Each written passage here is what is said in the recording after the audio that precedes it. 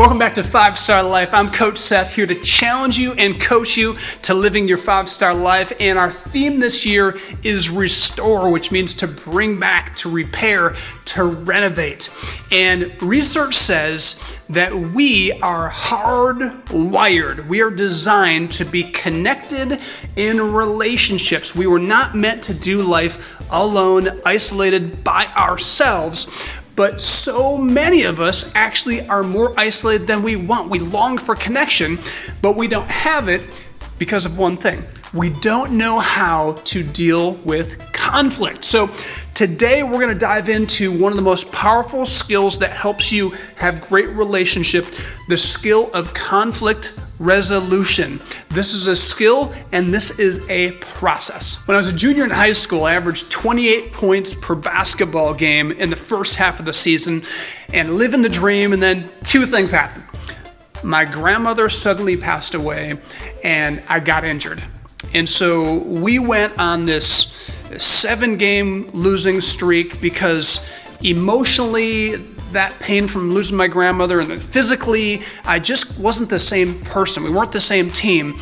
But we landed in the conference championship, the last game of the season, and the game came down to the wire. There's like 6 or 7 seconds left, and I get the ball, and I'm weaving through traffic, and I have an open look at the basket. I go to lay it in, and out of nowhere comes this D1 opponent, swats it out of the bounds.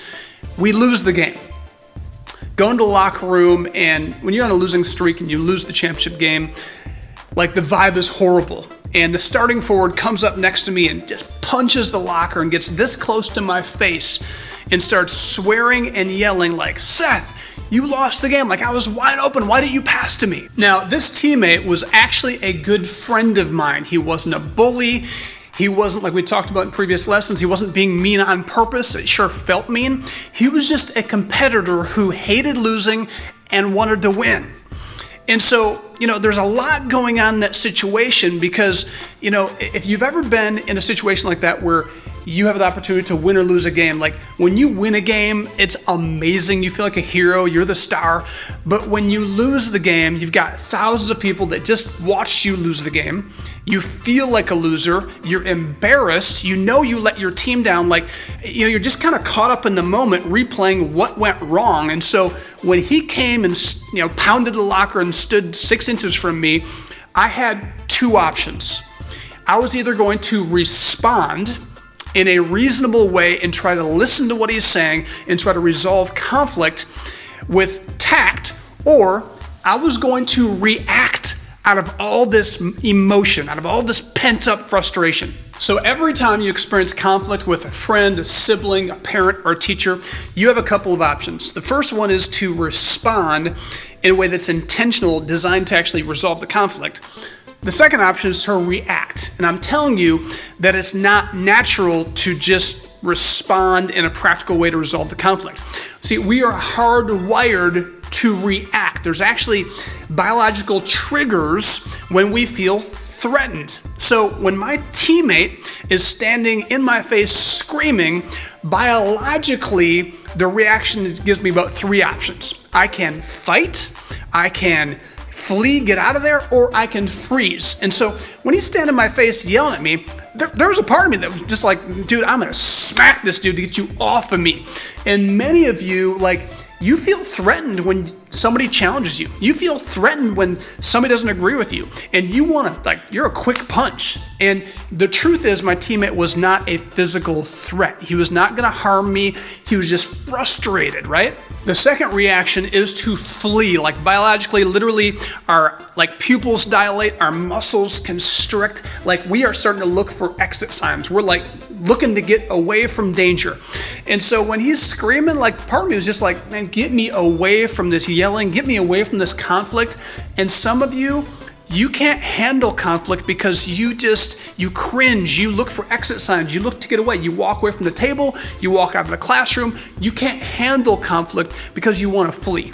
But I didn't fight, I didn't flee, I froze. I literally just stood there as he went off on me, I wanted to say, dude, like I was trying to win the game. If I would have saw the guy was going to block my shot, if I would have saw that you were open, like I would have hit you. It wasn't about me trying to be the hero. I wanted to say all that, but I was frozen in time, unable to communicate. So if you are tired of being controlled by these triggers, these are reactions, like you're a fighter and you're sick and tired of everything blowing up and being a battle, or maybe you're upset that you freeze, like you shut down, or you just run away from conflict, like you feel like a coward, there's good news for you. Like I was there. You can live by the 5-star value of responsibility, which means to take ownership for your past choices, your current reality, and your future dreams. Like you can own the process. You don't have to be a victim of your reactions. You can take control. Here's the tip. In conflict next time, when you assess, it's not a threat, it's just a teammate, you can just simply take a deep breath. That deep breath, science proves this, allows all the emotions, all the thoughts to settle down. And then clarity comes. Clear thoughts like, you know what, I'm sorry. Man, I blew it. I was trying to win the game. I didn't see you open. I didn't see the defender coming. Like I blew it. Now, that's a simple thing to say when you're clear, when you're owning it.